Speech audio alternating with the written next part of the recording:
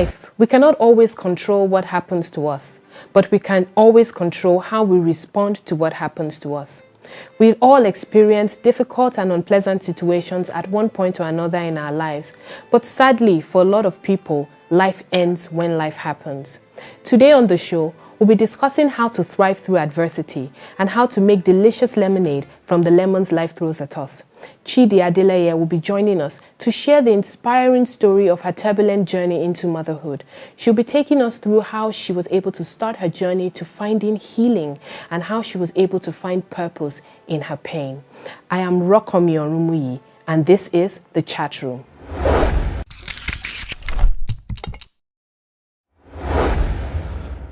Hi. Welcome to the chat room. The chat room. And welcome to the chat room to you too, Chidinma. The lovely Chidinma. So good to have you here. It's a pleasure to have be you here as well. And thank you for agreeing to come here to tell your story, to inspire, encourage people, other people. Thank you so much. You're welcome. You're welcome. All right. So everybody, every woman, let me say every woman, looks forward to the birth of her child or her first child, especially with so much excitement. You don't think of anything going wrong. And even if you think of it, you just, quickly silence that negative thoughts in Jesus' name. So, I mean, how did you feel when you were given the diagnosis of your child's hydrocephalus condition? When I found out I was pregnant at first, because I was the kind of person that after marriage, I was like eager to get pregnant. So when I found out I was pregnant, 2 months after marriage, I was so excited. Myself and my husband were so excited. So in fact, I never thought she had a problem because I think I started antenatal on time. And every time I went, they were always like, Madam, you're fine. Your BP is okay. You're good. The baby is doing well. And all that. So even when I went for the sex to find out the sex scan, and when we found out it was a girl, my husband was so excited because he was like, oh, because he and his grandmother, they were close. So he was like, oh, she has to be his grandmother because he lost his grandmother 2 weeks to our wedding. So he was like, oh, she's going to be Patricia. Her name is Patricia. And I'm like, I don't think I want someone who is late. The name of someone who is late in my daughter. But the attachment with himself and his grandmother was so close, was too much. So I was like, well, let me just allow him. And then we're like, okay, even if her name is going to be Patricia, let's call her Oluwani Femi. That is God loves me. Because to be honest, I thought I was not going to get pregnant sometimes. So when I got pregnant, I was like, oh no, God must really love me. So all that. And then at work, I was stressed out at work. So because of that, and then the day I went into premature labor actually, because my very good friend, got fired from work. So it made me cry all day. So now I was on the phone with her, and my husband came because my husband refused I should drive. So he was always coming to pick me from work. He was taking me to work and bringing me back.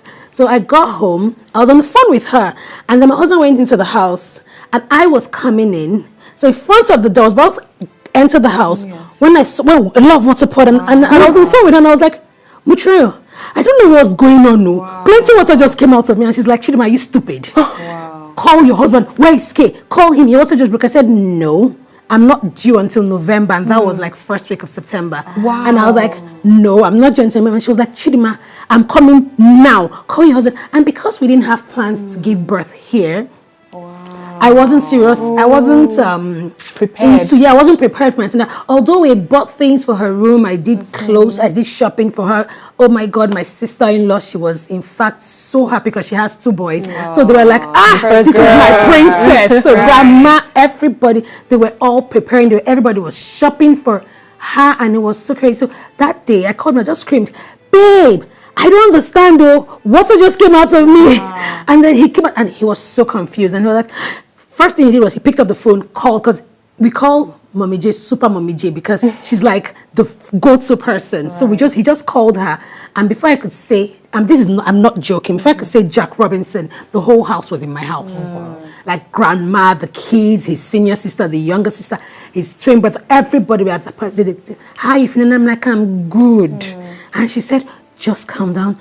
Any pain? And I'm like, no. And they said, okay, get into the car. Took me to the hospital, one of their family hospitals, because I didn't have plans to give birth here. So we're like disorganized when it comes to hospital. Took me there. And from there, the doctor was like, "Oh, the baby's breech. I think you should take her to another hospital." So they called another doctor. To cut the long story short, we went to 3 hospitals that night. Wow. And I was in pain. Wow. Without then I started getting Yes. pain. I started getting cramps and all that. Then before they took me to another hospital, and then the doctor was like, "She's not she didn't do antenatal here, but because of the connection, they just had to admit me immediately." And then I had my cramps for a while from that night till the next morning around 11 o'clock when I finally gave birth. And then the doctor said her head is the shape of her head, because I didn't even ask him. I was like, "How is she?" Because I didn't hear her cry. But I was so tired. But they said, "Do you want to go to your room?" And I'm like, "No, I need to see her move before I go to the room." And then I saw her hand, and then I was like, "Okay, I can go to the room now." So I went into the room, and the doctor brought her. And the doctor was like, "I pushed before time. That's why the shape of her head is like that." And I'm like, "Okay." But he was like, and since I don't know anything about babies, I was like, I took it in. Yes. So I was like, "Okay, that's fine. I'm sure sure she'll be she'll fine." go back to shape." And then the Dr. Adeshino, our family doctor, came to see me normal, and then he was like, "There's something wrong with the shape of the baby's head." And then he told them to call for A pediatrician. a pediatrician. And then they called the doctor who came, and then we got the story that, "Oh, she has hydrocephalus." And I'm like, what the hell is that? And they're like, when the water and as they're talking, I was like, "Can it be sorted?" And they're like, "Yes, surgery. But because she's preterm, you have to wait for her to grow a little. grow a little so she can have enough strength for the surgery." And I'm like, in fact, from that moment I heard the story, I couldn't eat. It was like cry was my food. I was always crying every time. And grandma, my husband's senior sister, everybody, they're all crying because nobody knew what that was. We all had to run to Google. Like, Google was our answer. Like, what the hell is that? Who even has this?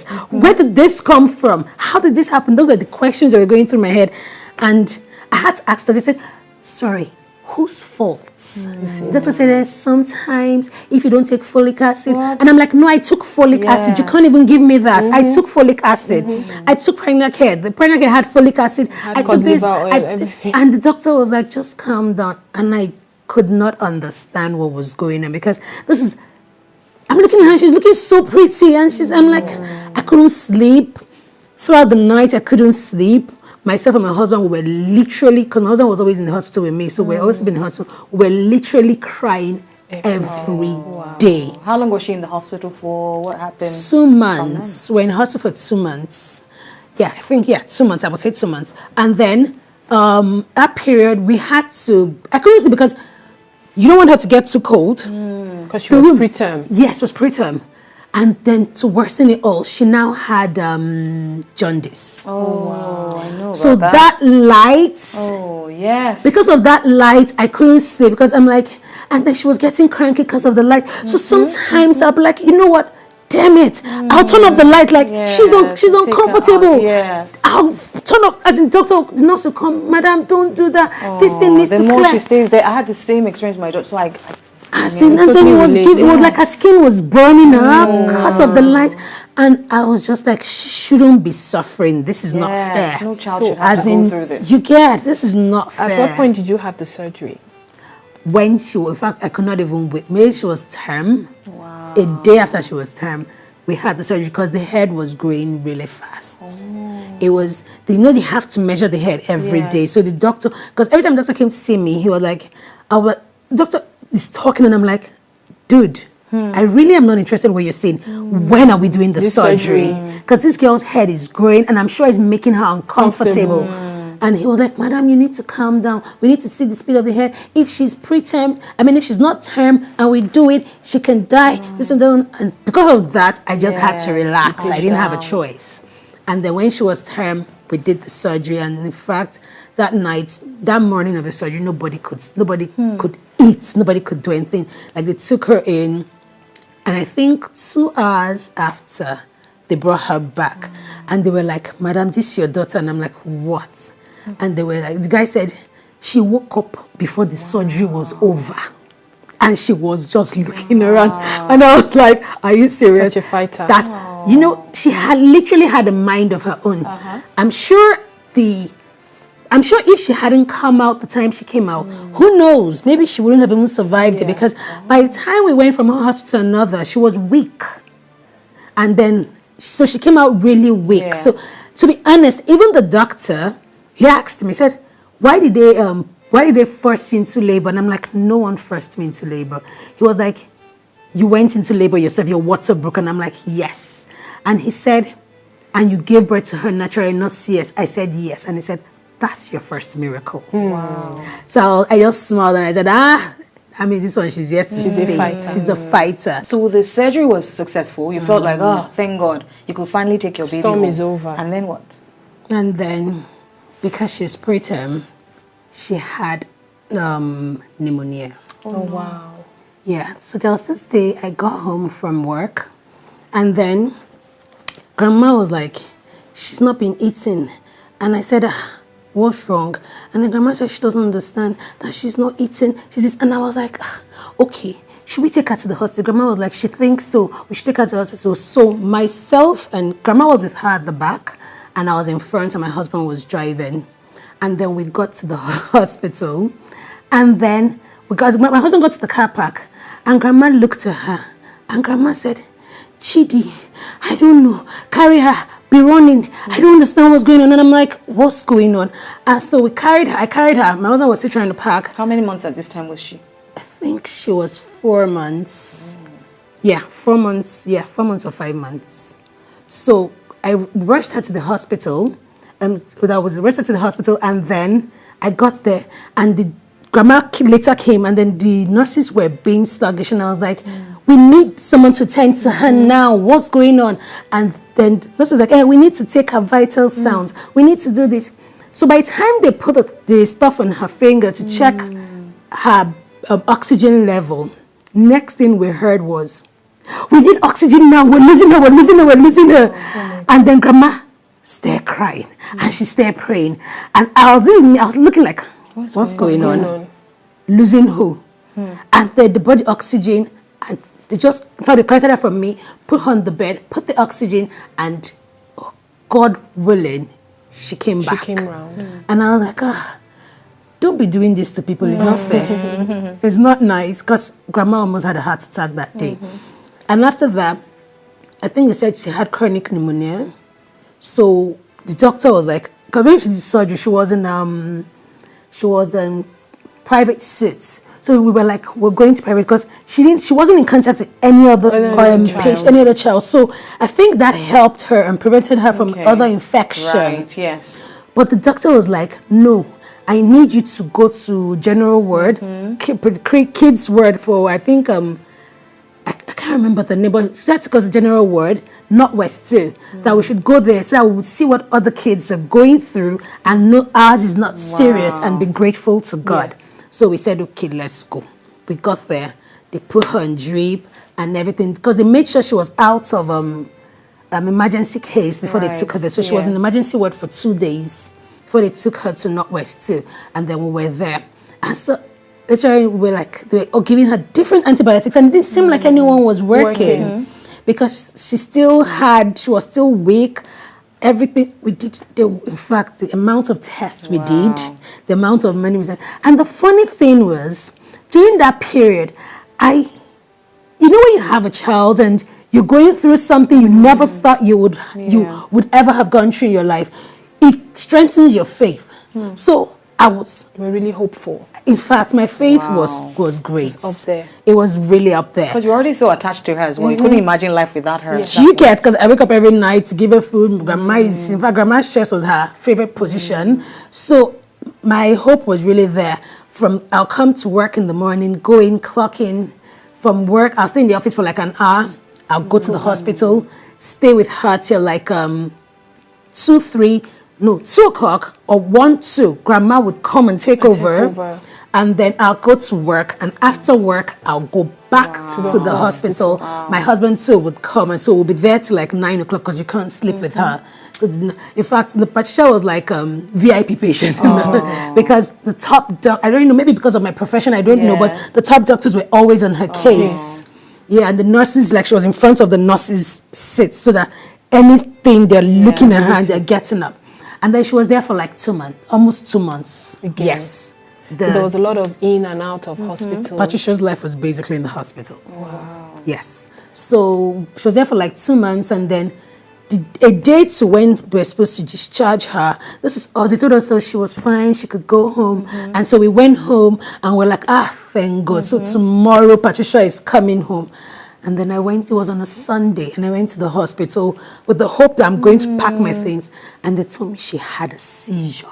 And I'm like, where? How? She's never had a seizure.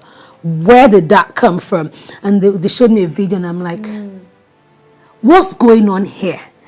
And before I could say Jack Robinson, because I made a call to, I think, the top doctor, and the doctors were all around her searching, because everybody, myself and my husband went first, and then we had to call Grandma. Folks, but Grandma and Mommy J, they were down there like, what's going on? Where did this seizure come from?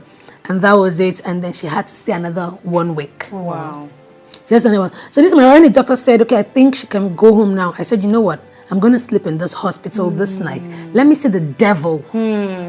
Oh, sorry, I skipped. Before Patricia left, there was a time I went to see her as normal, and then I had this uneasy feeling. So I was like, what's going on? And I said, okay, could it be the dress I was wearing that day?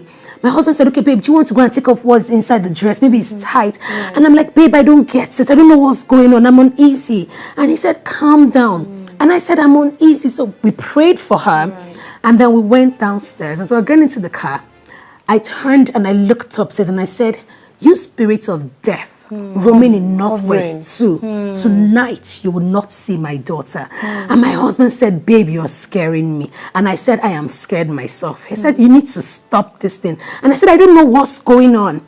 So I went into the car and we went home. When I came back the next morning, a woman was crying. What happened? Her child opposite Patricia's bed died. She had the same hydrocephalus. They had done her surgery and she still died. Wow. And I was like, God, I really don't deserve this love, but thank you. So I was, in fact, increased my faith and hope that everything was good. This child is going to live, And then it was time to go home. I slept in the hospital, and I said, this night too, let me see what will happen. And then we fed her, and all of a sudden, she was bringing out her food from my nose. And I just started praying. And I started praying, and I started praying, and I said, devil, if you say we're not going to leave the hospital is not Patricia's home. She's going to have to leave. And then we came, and then they discharged us. We're so happy. We bought drinks for everybody in the hospital. We're so happy. And then we took her home. So for 1 month, we were like free. And Grandma was like, that's good. As in everybody, we're all so happy. Although in fact, Patricia lived her life in the hospital because there were nights we thought we had lost her, and then we rushed to the hospital, and she'll be back, and we were like, hey, this girl, you want to kill us? And she had, in fact, she had serious attitude. If you come and see Patricia, like, she was close, she loved my husband's younger sister, Sheung. So there was a time Sheung traveled for a week, and then we're in the hospital, and then Sheung came back, and Sheung came to see another, my baby. And she looked at her. Like, where have you been? Exactly the look. And she looked at her, and then she was like, my baby, I've missed you. And then, I'm not joking, she literally eyed her. And she carried her face away. Very feisty. I'm telling you. So for a month, she was okay. It was on a Saturday, I remember very well, the royal wedding. When Grandma looked at her, and Grandma said, Patricia, are you bleaching? You're looking so fair. You're looking so fine. In fact, my mind is at peace now. You can go to your house. Because all the while we're at Grandma's place, we're not in our place. Because, Grandma, I was working and there was no one. Because my mom came, and my mom was like, Chidima, you know what? You're in good hands. I'm useless here. Because she only stayed for a week. She was like, I'm like a week or two, and I'm useless here. You're in good hands. So she left because my older sister too just had a baby. So she had to go back. So that Saturday, Grandma said that, and don't forget, we're always going for checkup with her. So on Monday or Tuesday, we went for a checkup with her, and then after the checkup, even my colleagues were like, because my husband came to pick me from the office. And then my colleagues are like, this your baby looks like a Chinese baby. Wow. She's looking so fine, looking so fresh, looking so fat. That was on Monday. She went for checkup and they said, okay, she was good, nothing. And then on Wednesday, I was at work. And my husband said, babe, Patricia has been coughing. So when I left at home, what are you saying? She's been coughing. How? He said, she's been coughing. And I'm like, should I come back? He said, no, I don't think it's serious. And I was like, okay. So I said, okay, maybe that cough, because we've been looking for her cod liver oil. We couldn't find the original cod liver oil. So I said, okay, let me go and look for it, because I love to buy her medicine a lot. So that we don't have don't run out. Yes. Emergency. So, yeah. So I went there, bought her drug, her cod liver oil, bought her drugs that prevents seizure. She hates that drug like crazy. It was only grandma that could give it to her because I couldn't deal. So I bought that drug, and then I went home. And then grandma was carrying her. Grandma was like, she's not eating. And Mommy Jade carried her. Okay, let them try and see if she would eat. And she was not eating. She refused to eat. So I said, don't you think we should take her to the hospital? What was her development like at this point? Was she sitting? Was she growing normally? She was growing normally, but we had to get her a physiotherapist. Okay. Yeah, because she's due to the seizure. The seizure used to take her brain backwards. Like if she's like today, if she starts to suck today. If she has a seizure, she would stop. Oh, I see. So it would take her back. So we had to get a physiotherapist who used to come Monday, Wednesdays, and Fridays to work with her. And the guy just fell in love with her because she had this lovable spirit. Aura. Yes. So the guy loved her. Like, he would always come and say, where is my baby? And they were laughing at her. See how she's crying. He would say, don't do that. Don't laugh at my baby. If you want to take a picture of her crying, he'll be like, don't do that. Don't take a picture of my baby crying. You can't do that. So he was so attached to her. So Wednesday, I got back from work and then I said, don't you think you should take her to hospital if she's not eating well? If she's not eating, and then grandma said, I think so too. And my mom J was like, she doesn't think there's anything serious. My husband said the same thing. I don't think there's anything serious. So, but I was like, we should take her to the hospital. With our case, with her case, we can't just relax and take chances like that. So we're like, okay, so on a normal day, taking Patricia to the hospital is a family, as everybody's going to the hospital. But that day, because she's been okay. So it was just myself and my husband that took her. My husband was driving and I was the one carrying her. And I just said, oh, he is gay. You like to sleep in your hospital, B. The hospital is your home. You want to live in the hospital. You better stop this thing you're doing. And we got to the first hospital where I gave birth to her. And then they were like, they tried to get the vein, but they couldn't get a vein because maybe she was weak due to the fact she hadn't eaten all day. And then we were like, okay, they called our pediatrician because she had her own pediatrician and her own neurosurgeon. So they called her pediatrician, a pediatric doctor, a pediatrician, better. And then we got there. He got there and he didn't come. He said we should take her to Luf. That they should look, I should tell them he sent us and they should look for a vein because they were very good with getting her vein. And we got there and the doctor there, I think most of these doctors, maybe when you come with the name of a higher person, they have this nonchalant attitude. Like they feel, who the hell are you? Why is that whenever you jump, are you name dropping? Why is it that whenever you come, everybody literally drops what they're doing and they attend to her? Who the hell are you? And she had that. It was a woman, and she had that attitude. And I was like, I said, Madam, okay. She came in. In fact, before she even came, she took 10 minutes to come. And I sat down there, and I was so uncomfortable because I had that hunch. For some reason, I just had that. And I was one carrying her. And then she came and, instead of her to come to us, she went to meet a neighbor of hers. That her daughter was sitting down, not even looking pale. And I'm like, I kept because my husband knows me. I have limited patience for BS, to be honest. So I was like, I was like, calm down. And then from that patient, she went to another person. And I'm like, sorry, please excuse me. Are you so and so? And she was like, I said, okay, I spoke with so and so doctor, and he asked me to come and see you. And then she was like, that they called her. And I'm like, please, this is an emergency because we needed her to get the vein, and we had to take her back to the other hospital because that just to hospital they were set on the line. strike. We just want They to were on set. strike and that hospital. So we had that set the line and then rush her back to the hospital for them to put her on oxygen. Yeah. And then she was Shaking. as in like looking for the vein, and you could see that she. And I said, look, madam, this is an emergency. Please put your mind in this and look for a vein. And she's like, sorry. When I spoke to her like that at first, she got upset, and she picked up her phone. And in fact, I called the other doctor that sent me to her in front of her. So he called her, and she stepped out. All that while they were wasting time. Wow. And I couldn't deal with the fact that they were wasting time. Time is not. I didn't have time at that point in time. So I was like, you know what? Maybe I should call their overall Oga. When she heard that, she now came and sat down and started looking for the vein. And then she did that for 10 minutes looking for vein. And I kept looking at Patricia. And she was looking pale. And I was like, hell no. And I said, madam, her feet and her hands are Getting cold. cold. Do you have oxygen? Is there something we can do? And she said, we don't have oxygen. And I said, okay. And I looked and I said, that's fine. And then I said, can another doctor come and do this? So her boss, I think her top person came, and then he sat down and he was trying to look for the vein. And then she came and said, okay, please, those my neighbors are going. Can I go home with them? And I looked and I'm like, my mind, I'm like, oh, just carry a while and go. I don't need this today. And then the doctor was looking for it. As the doctor found the vein, and she did. And I was like, no. And doctor carried it from my hand. And I couldn't understand what was going on. And I was like, what's going on?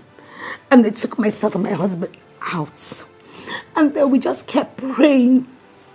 And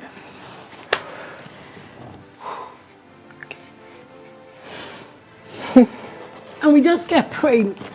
And then there's this song I love to play by Ada, I Overcame. So I took the song, played it on my phone, and I put it beside her bed. And I just kept singing. And my husband called his mom and said, start to pray. Patricia is gone. And before we could say, this is from Akobo down. Before we could say Jack Robinson, his senior sister, his twin brother, his younger sister, they were there. So my husband didn't call Momsi, he called the senior sister because Momsi and Patricia were very close. So before we could say Jack Robinson, they were in the hospital.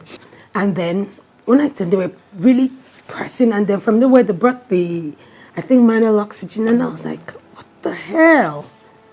I'm sure if we had used this, maybe something would have happened. Or I don't understand, but... And so I got there, and then they came, myself and I called my friend, who was my prayer partner in Kem, and then she was just crying. And next thing, they called us that, Ma, she's gone. And I was like, okay, thank you. I went and I stopped my song from playing, stopped the song, removed the line they found, removed everything, and I carried her.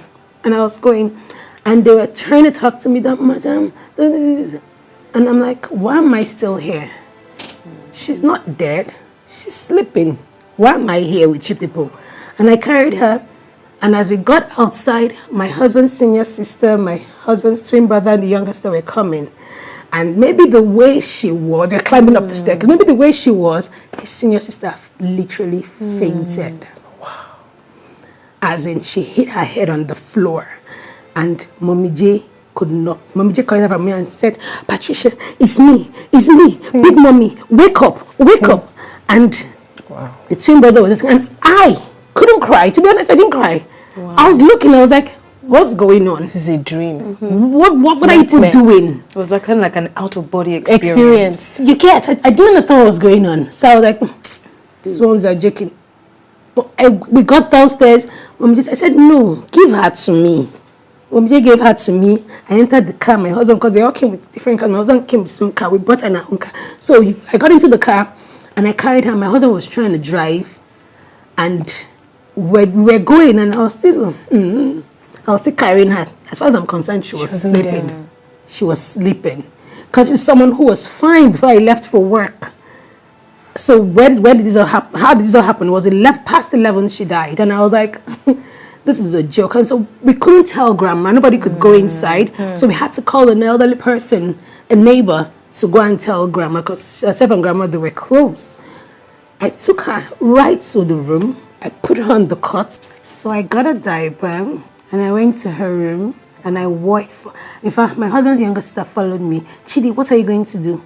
I said, Patricia needs to change her diaper. What if she pees at night? Oh, wow. And she was looking at me.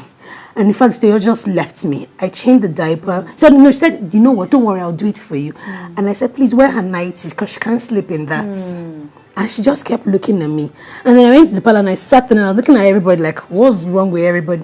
And then Mommy J came to me and she said, Chidi, it's okay to cry. And I looked at her and I said, cry about? She said, Chidi, it's okay to cry. And then I just started crying. And I said, what's going on, Mommy J? Where's Patricia? Where is she? And the Mommy J was looking at me. And you know, I just left her. And I went to the room and I kept on playing my song, I Overcame. And I kept telling myself, I will overcome. Whatever the case is, I will overcome. Wow. And then the next morning, I had to call the physiotherapist because he was supposed to come that day for her session. And then I called him and I said, I don't think we would need you to come today. But because he's so attached to her, he was like, I know, why now? What happened? And I said, she's gone. And in 10 minutes, he was in our house. And he said, what are you saying? What happened? I said, just the way you're looking at it, I can't explain. But the main thing is, she's gone. And that was it. Wow. And how long has it been since Patricia passed, and how are you doing? I'm sure it's still hard to talk about. She passed on the 23rd of May. And last year? Yes, last year, 23rd of May. And after she passed, I came up with Patty's clothing line. Because I started learning how to sew, to take my mind off it. And then I said, okay, what am I, because she started on the 23rd of May, and then her birthday was supposed to be on the 16th of September. So I decided to launch Patty's clothing line on the 16th of September. And the money we made from it, on the 25th of December, myself and my family and few friends went to a hospital, that same Northwest too, to sort medical bills of some kids that we knew that had. Because being in Northwest too made me realize that there are some children, some parents who don't even have money for medical bills. So I said to myself, we had the money for Patricia's medical bills and she died. So if we can help solve bills of people who don't even have the money, maybe we should. That's amazing. That's amazing. Yeah. That's amazing. That's finding purpose in your pain. Yeah. Wow. That was what we did.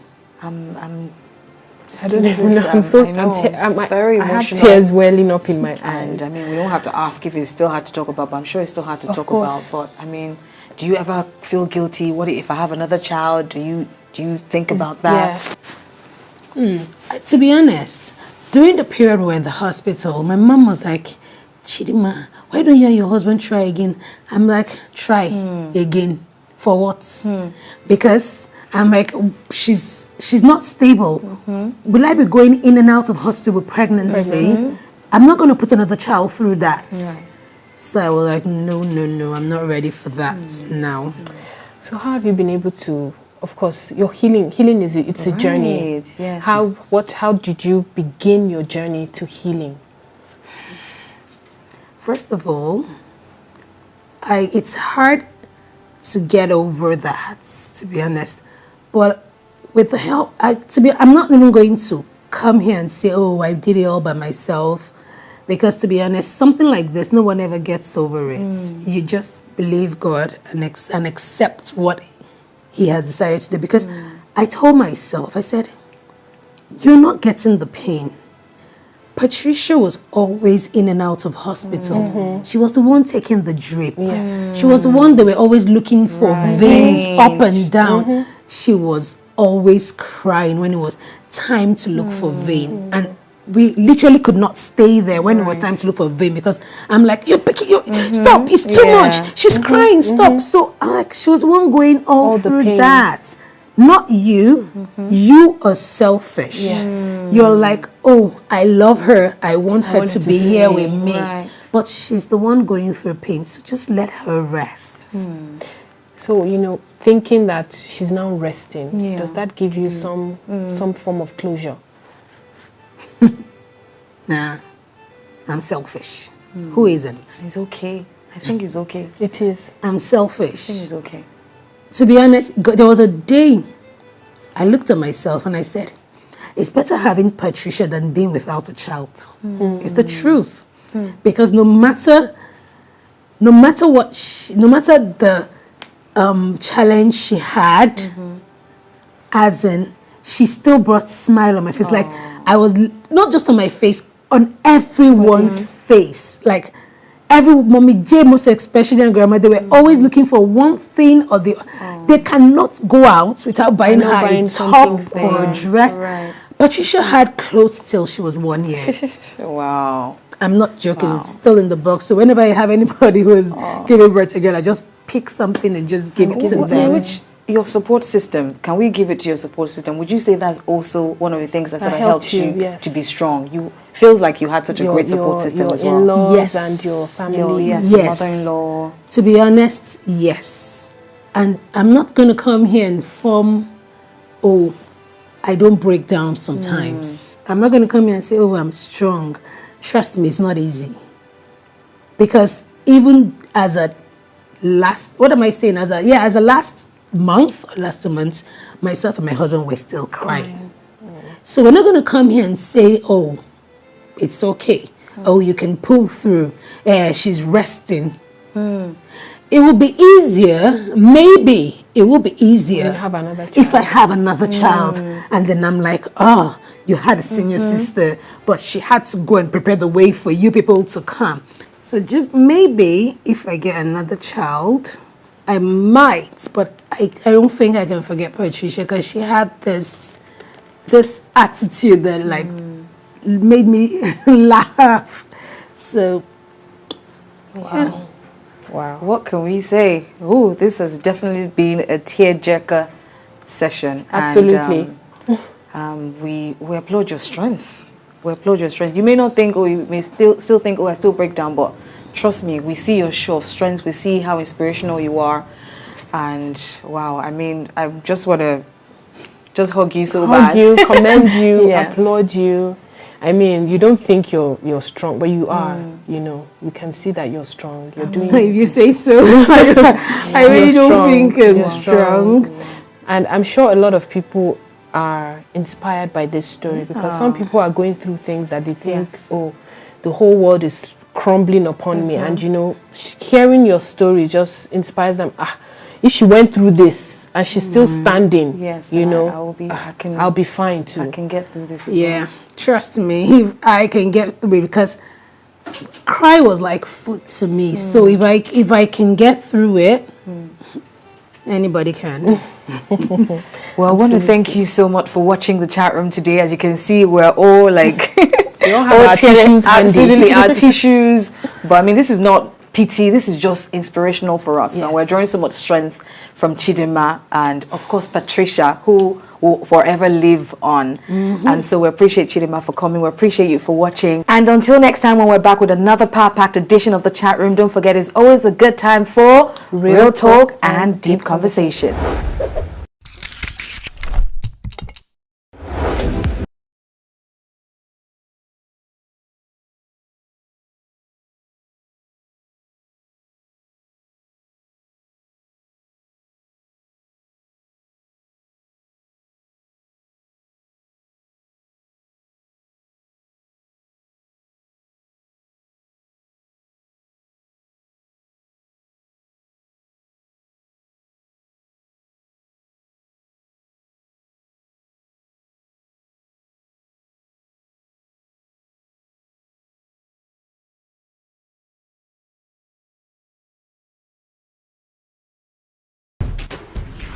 The lifeline of all human relationships is forgiveness, whether it's between parents and their children, husbands and wives, employees and employers, friends, neighbors, etc.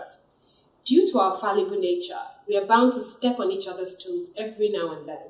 From mindless hurtful comments to intentional spiteful actions, we're constantly required to either offer or receive forgiveness.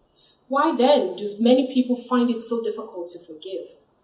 On today's show, we'll be discussing forgiveness, what it means, why it's important, and whether or not it always has to lead to reconciliation. Joining us is Tolu Adisa, and she'll be sharing her perspective on the topic. I am Rokomi Orumuyi, and this is The Chat Room.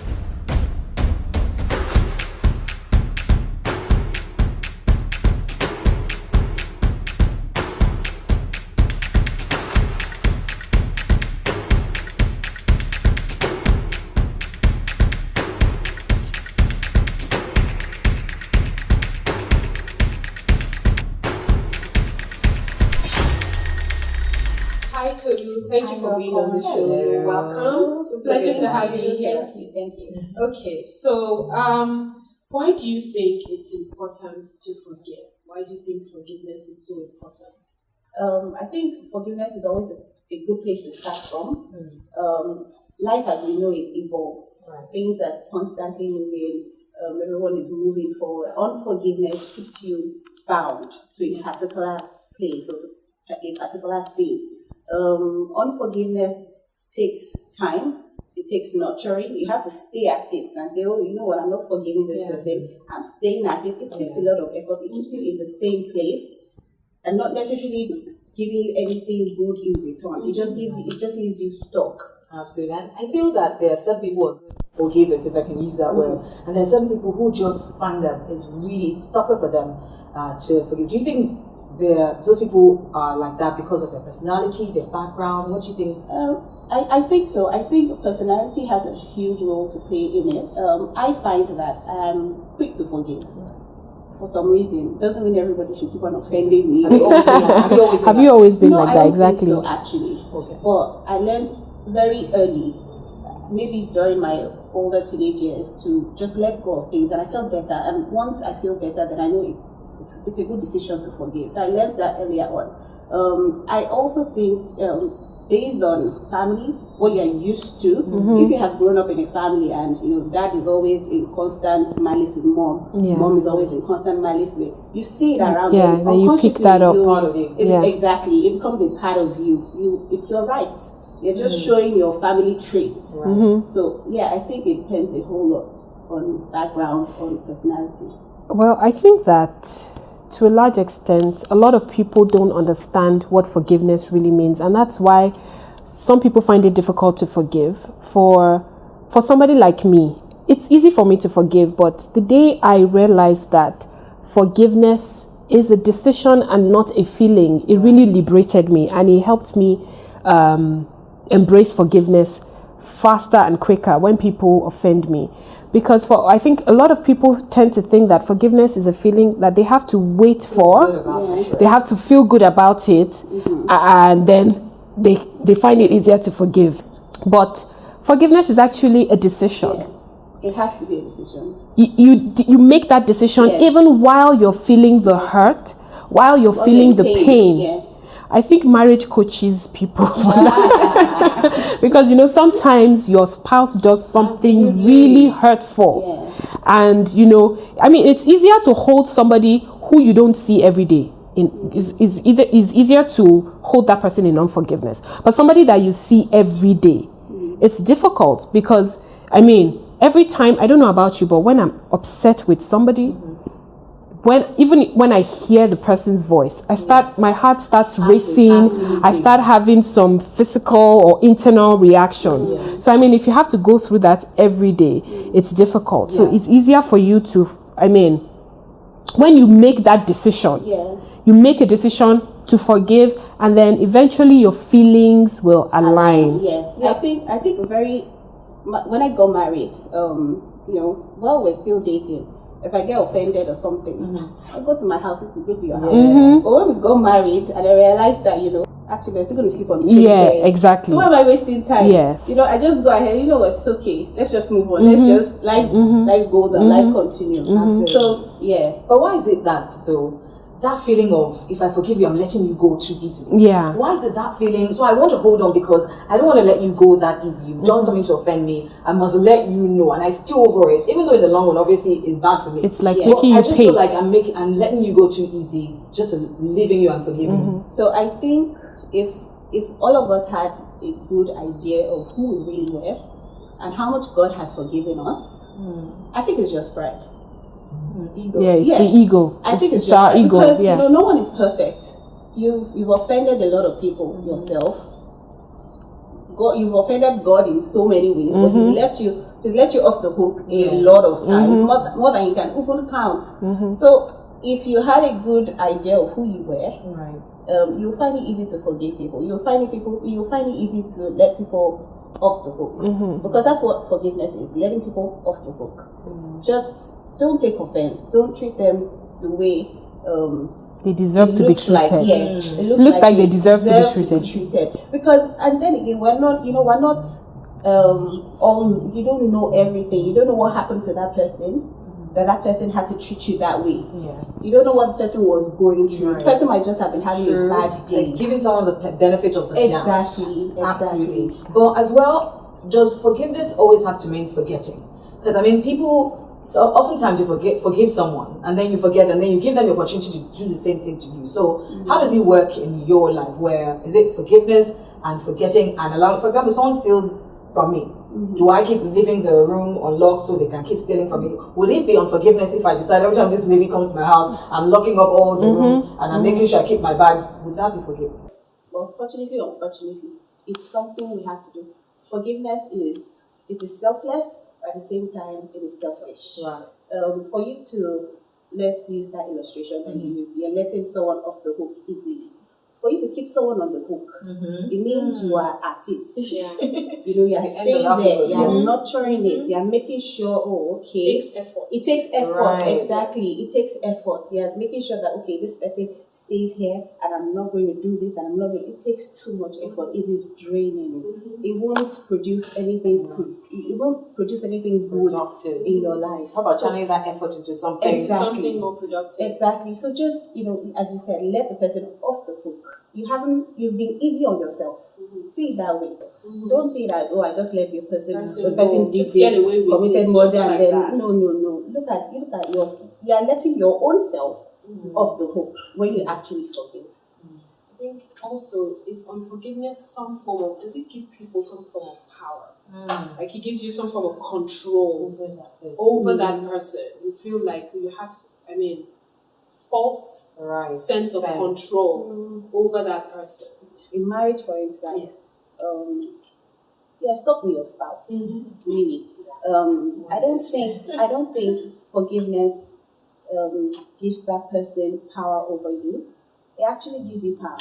It empowers you. You're empowering that person more. Exactly. You're empowering yourself. You're strengthening whatever relationship that you might have with such a person. So, in terms of whether this person has some power over me, I feel like it's all about how we interpret things. Yes, exactly. Is there a process? Would you say there's a process to forgive, or do you just say, okay, I forgive this person and things start to fall into place? I think with most things there's a process, unless we're just like being in denial of it. So I think in unforgiveness or forgiveness, the process will be identifying, first of all, That you have issues with this person. that you have issues with this person. Unforgiveness keeps you in a place where you are bound. You're not moving forward. And in order to move forward, you have to first realize that, okay, some harm has been done me in this aspect of my life.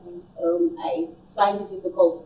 For instance, maybe your dad walked out on your mom while you were, for girls. Exactly. For girls and their fathers, there's something, there's this bond, and like if it's not there, then something is missing. Yeah. So imagine you're a young girl, your dad walked out on you and your mom maybe at the age of 5, 6 years old, and they went and started another family. Raising another daughter, you know, and making that daughter feel like, oh, she's daddy's little girl. Yes. How does that make you feel? Right. You'll feel horrible. You might not know, but it might just begin to turn out in your life. All of a sudden, you're just rebellious towards father figures, or maybe you just can't. You don't trust any man. Yes. You know that comes enough. Exactly. No matter what a man tells you. And that's one of the negative. That's one of the negative consequences or effects of unforgiveness. Exactly. It shows up in ways that you don't even know. Exactly. So you need to identify. I think the most important step in the process of forgiving someone will be to identify that, listen, I have been hurt in this place. Identify and then rectify. Okay, what happened? What caused you this pain? Is it true? Because some things are true. You know. Yeah. Some things are true. You might be acting in a certain way, and it's true. You're acting in this way, but somebody bringing it to your knowledge might offend you, and then you live in unforgiveness towards that person. Some other times, it might not be true. So you need to find out, okay, is this thing true or not? If it is true, then if I'm being good to myself, I need to rectify it. If it's not true, I need to find out what is true about me, despite what anybody else has said or despite what anybody else thinks about it. So I need to identify, I need to rectify it, and then I need to make a conscious effort or a conscious decision to forgive that person. And it has to be something that is ongoing. Every time you remember the person, I say to myself, forgive him. You always feel good. Exactly. I might not always feel good at that point, but I need to let it go. So every time the person's name comes up, for instance, I say to myself, so we be walking forgiveness. You know? So it has to be that conscious decision. I mean, while forgiveness is a conscious decision, I think the hurt, getting rid of the hurt and the pain is a process. And that's one thing, that's the healing. People don't realize that as well, you know, as long as they feel, don't be too hard on yourself. Sometimes I'm hard on myself. I feel that, but I want to forgive this person. Why do I still feel the hurt and the pain? It's not because you haven't forgiven the person. It's a decision, like Tolu said, it's a journey, and it's a decision you have to consciously make time and time again until you get to that point where you don't feel the hurt and the pain again. I'll give you an instance. So when I was a teenager, I lived with an uncle, and I was accused for something I didn't do. There was actually someone else who had done it, and I was trying to cover up for the person, but I didn't want to mention any name. So you know, it's a weird situation. You're being accused of something, but you can't say. The only thing I could say was I didn't do it. You know, and I couldn't say, this is the person that did it, because I was trying to also, you know, shield that person from blame. And you know, there was a family meeting called, and you know, in front of everybody, it was like, you're doing this, you're lying, and this and that. And you know, for me, it was like, I don't want to be looked. I don't want to be perceived as this kind of person. Why can't my uncle believe me that I didn't do it? You know, and for a long time, I was upset. Every time I saw him, I was thinking, I wasn't the one that did it. It was your child who did it. You know, and everything. And so I used to be so upset.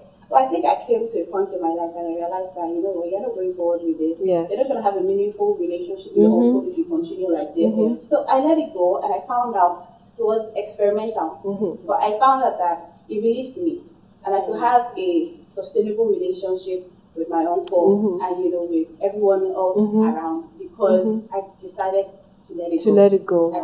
So every time I saw him, it was something I had to keep on doing. I was like, okay, I forgive. And now, you know what, I remember the incident, obviously, because I'm mentioning it now. But the pain, it has no hold on me. I'm not in pain. The bitterness or whatever. I don't feel anything, you know, about that incident anymore. So you obviously don't believe that forgiveness means you have to forget, because I mean, how about situations where you don't want to always, you want to put measures in place so that this person doesn't keep, if you have a friend who keeps doing certain things to put you in the place of unforgiveness, you want to put measures in place. What's the thin line? Because obviously there's a place of, I don't want her to do it, so that unforgiveness could be there, but how do you know you've forgiven, or you just want to put measures in place to protect yourself? When you know you have forgiven someone is when it doesn't hurt anymore. I had a friend in university, and before I became friends with her, I was like, walk alone, ride alone kind of girl. Yes.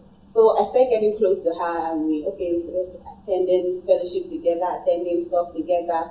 But I realized at some point, I felt like she never really had any nice thing to say about me. You know, there was always exactly, you know, exactly. What kind of shoes are these? Exactly.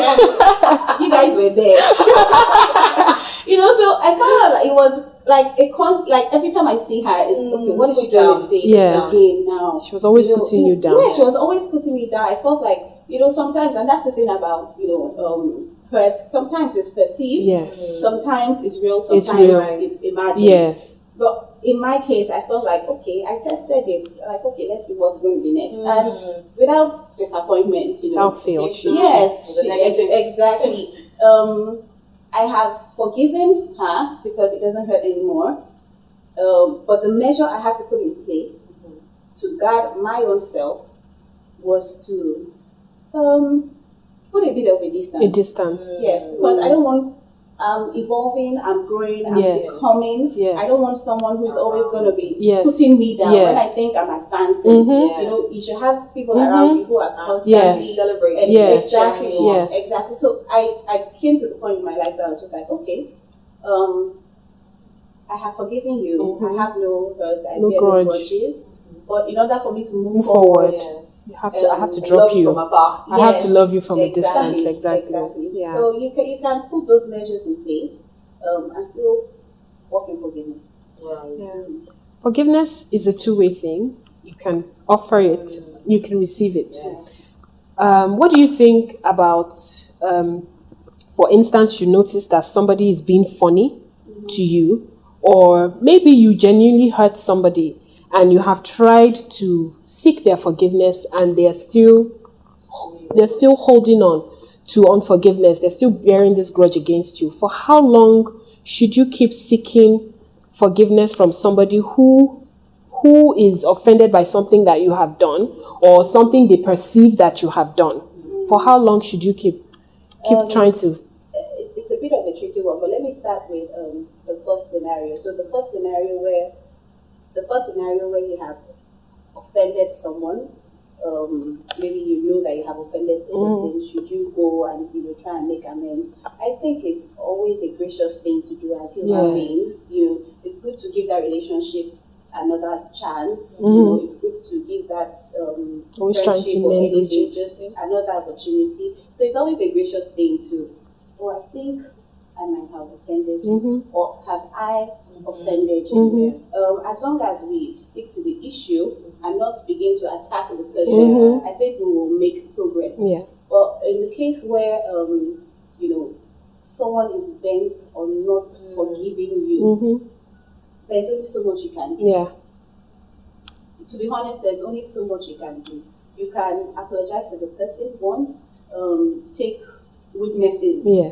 Not like, make it very official or anything, but just go along with someone. Yeah. Go along with a family member, go along with a friend, along with a pastor or something. Just to register that. Yes, and be sure you're doing it, because, some things can be done in a way that your heart is not really in it. You Be can do genuine. it just to show that, can you see now? Yes, I've already done it. So make sure that you're doing it from a place that is good, Go take witnesses and I'm so sorry, if I offended you. And if after that, I think it is now that person's burden. Yes. Burden, so to speak, because forgiveness is, you cannot force a person to forgive. There's nothing you can do to provoke a person's forgiveness. I agree. And I also think that unforgiveness is such a sad place to be. When I It see is. someone who's walking with unforgiveness, it's almost palpable. You can Yeah. just see how sad and bitter that person is. So, I personally would like to, offer, if, for example, I thought someone was holding me in unforgiveness, because I think it's such a sad place to be, I'd like to set that person free. Yeah. So it will make you feel better. What have I done? Have I done anything to offend you? I think it's like you said, it's a gracious place to be, but you definitely can't help somebody forgive you. If they're bent on living in unforgiveness, you just have There's to only so much you can there's do. only so much you can hope and pray. Do you think forgiveness always has to lead to reconciliation? I really do not think so. Reconciliation is reuniting. Yeah. Reconciliation is bringing back the relationship to the state it was in. Yes. So what would you tell a wife who has been battered for several years, and she knows, and everybody else around her knows that the next time it might be from your Yes. Yes. You know, You might not live to tell the story. Exactly. In situations like that, forgive the person who has assaulted you because of you. You need to let it go because of you, because of your children, because of the people around you that love you. But wisdom is you need to apply discretion. We need to apply wisdom. I think it's also important that we give ourselves time. We give people time, because different people heal at different rates. Yes. So it might take me 5 minutes to let go of a wrong, whether perceived or real. It might take me 5 minutes. It might take another person a day. Some people might take them years. And I think we should always get good counsel. Every now and then, let's re-evaluate the situation. Is it time again? Because some people, yes, you might need to cut them off. But some people, for the sake of future events, you might need to have another go. You know how the Bible says 70 times 7. You might let things be for a while. And maybe after a couple of months, weeks, years, approach it again. You know. Yes, I mean, so can we say forgiveness really is about you than about the other person? Yes. Forgiveness does you more good. It does. Yes. Than the harm that you're trying to do to the next Really. person. In fact, I read a quote, and it said, unforgiveness is like drinking Poison and expecting the other person to die. Yes. So I've seen it before. It's not gonna happen. Yes. You're hurting yourself when you walk in unforgiveness. Wow, this has been such an amazing. It has been. It has been. Thank you so much to you. Thank Thank you I for really being hope on someone the out show. there, has heard something from this and it can help them to start their journey to forgiveness. Thank you for joining us in the chat room. Until next time when we come your way, it's always a good time to have deep talk and real conversation.